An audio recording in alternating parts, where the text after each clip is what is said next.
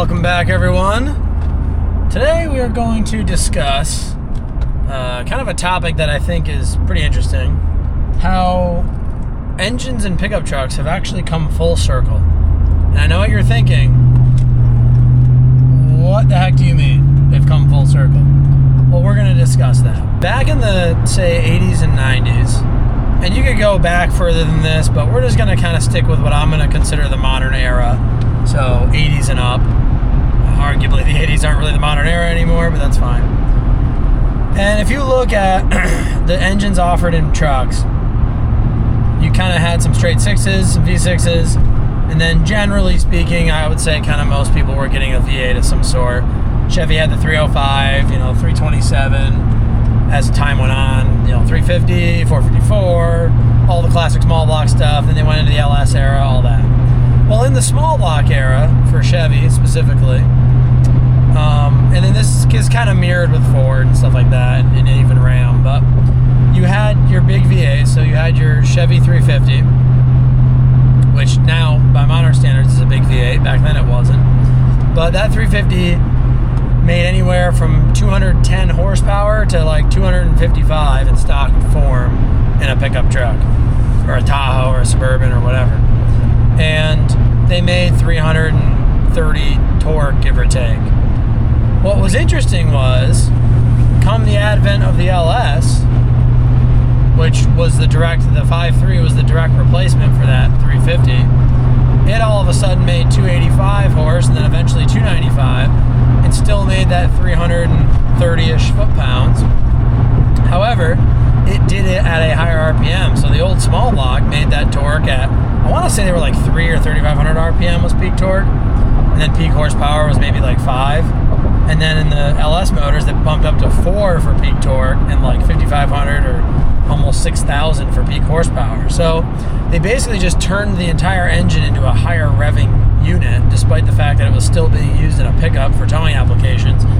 And if you rewind back to the late 90s and early 2000s, if you talk to a lot of old-time guys, they would claim, and I don't necessarily think they were wrong, that in some ways the 5.3 towed worse than the 5.7 in a similar application.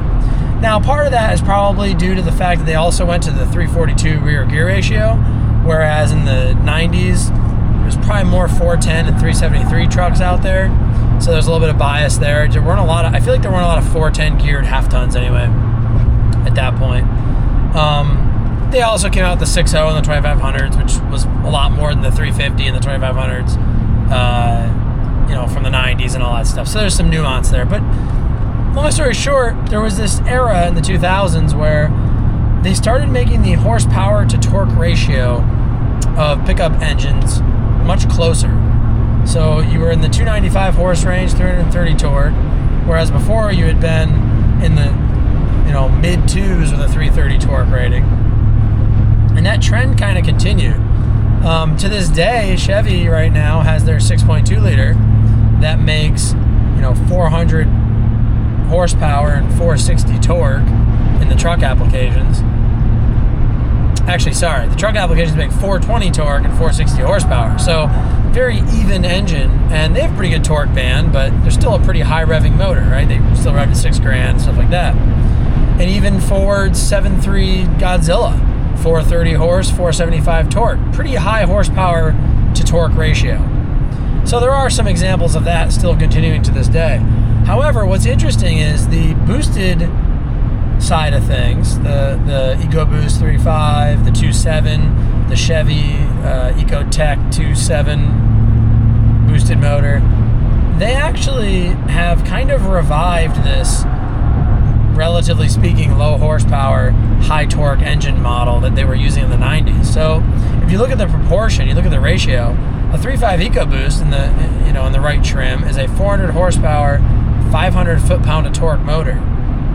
And that's a pretty big difference in horsepower to torque, right? That's the same essentially as a 200 horsepower motor with 300 or 250 foot-pounds of torque.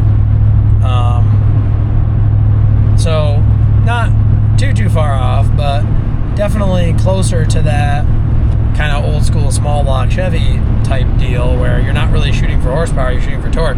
More importantly, of course, being a boosted engine, you're seeing that torque at these low RPMs again, right? You're seeing that torque below 3,000, maybe even closer to 2,000 RPM in some cases. And yeah, it's a little boosted 2.7, and you can totally argue, and I think rightfully argue, whether or not long-term towing a heavy load, if that's going to be reliable or not, et cetera, even the 3.5 EcoBoost. You know, there's been different overheating problems towing campers in hot climates and all that kind of stuff. So I'm not discounting that, but you are fundamentally creating a platform that, at least on paper, is it better for towing from a power delivery perspective. So long as you're able to keep the thing cool and able to keep it operating correctly, you really can't argue that a 400 horsepower, 500 foot-pound of torque engine is, generally speaking, going to tow a heavier load better than a 420 horsepower, 460 foot-pound of torque NA V8 with a lot higher torque curve and less total torque, and really not a ton more horsepower. Now, if you put them in a drag race, hook a trailer to them, you know, the higher horsepower might beat out the EcoBoost a little bit. But generally speaking, you're not drag racing people while towing, so is that really your primary use case? Probably not. And that's kind of my greater point, is that the manufacturers, you know, a lot of things go in waves. And I think that they kind of went away from the, relatively speaking, low horsepower, high torque engines. And then they've kind of now come full circle where, really with Ram going to the Hurricane, again, same type of thing. They've made a pretty long stroke, straight six-cylinder platform with a turbo. Pretty high horsepower, actually pretty high horsepower too, but pretty high torque and a little bit lower horsepower. But really a torque-based engine. And, you know, Chevy is really the last holdout, right? Ford's had their EcoBoost for a long time now. There are a couple different EcoBoosts. Yeah, there's still a 5-liter, which is very much a high horsepower engine, but that's not really meant to be the big tow platform, right? I'm kind of talking the max tow engines here, the things that are really meant to tow the most weight.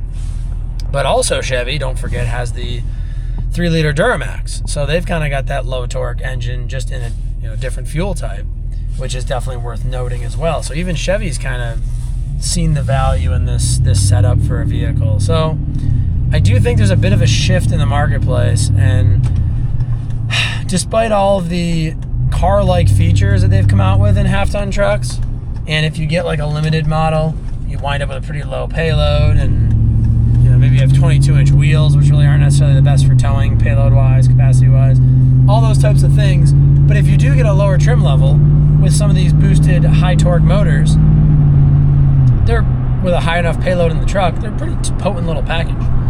I just did the video on the EcoBoost timing set that we did, and listen, I'm a V8 guy through and through. Let's just be very clear. I literally own 3 V8s. I've essentially had naturally aspirated V8s move my body from A to B for the last 10, 15 years of my life, whatever, exclusively, other than my motorcycle. So I'm definitely a V8 guy, but that EcoBoost, I mean, it's got 170K on it. It has given him no troubles except the stupid cam phasers and manifolds. But guess what? Manifolds are an issue on Rams. They're an issue on the Chevys. I do manifolds on this. They're an issue on 5.4s back in the day, Fords. They're an issue on freaking every motor, unfortunately. Nobody makes a good manifold. They're an issue on Cummins, for that matter. So that's kind of a wash between a lot of brands. But anyway, literally he's done cam phasers twice, which is stupid. I agree. Shouldn't have to do cam phasers in an engine twice in 170,000 miles. Shouldn't have to do them once in 170,000 miles. Whatever. We'll let that one go. But other than that, the thing's been solid. And he's towed with it. He's got a Jeep that he tows on a car trailer. So definitely pretty heavy loads for a half ton going through the mountains of the Northeast, which is, hard on any engine, much less a small boosted motor. And it's done pretty well. So I don't know, guys. I think it's hard to deny that the boosted 6-cylinder or even 4-cylinder engines aren't the future, because they just are. I mean, that's where everyone's going. Now, I, as much as you, potentially, don't really love that, because I love my V8s and I'm going to hang on to them kind of as long as I can.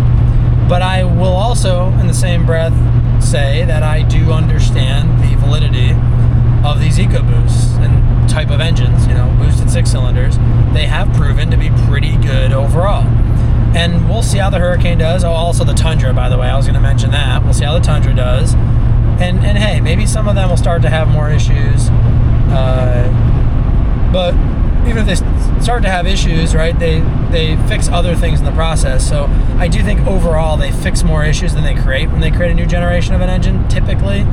Not always, but typically.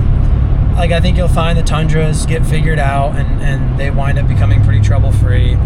Ford claims as of 2023 they finally magically fixed the cam phaser issue that's plagued them since the 5.4 liter. I don't really believe it, to be honest with you, but we'll see. Give them the benefit of the doubt, I guess. If it wasn't for these phasers and the timing chain stretch, EcoBoost would be rock solid motors in the big scheme of things. Tundras with that turbo actuator deal.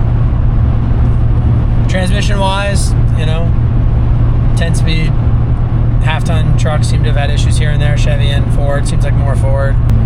I want to make one point here too. Let's just be perfectly honest with ourselves. I bet if you did a survey of 200 V8 guys, all right, if you said to them, would you buy an EcoBoost or boosted 6-cylinder if it sounded exactly like your V8? So maybe it was a 3.5 liter V8 turbo, right? I bet you of those 200 people, 150 of them would just say yes. They want the V8 because they want like the sound and kind of the feeling of a V8. So if you could mimic that, they would be fine with it. And I think that that's pretty telling because it shows that it's not so much the platform that's an issue, necessarily reliability-wise or capability-wise.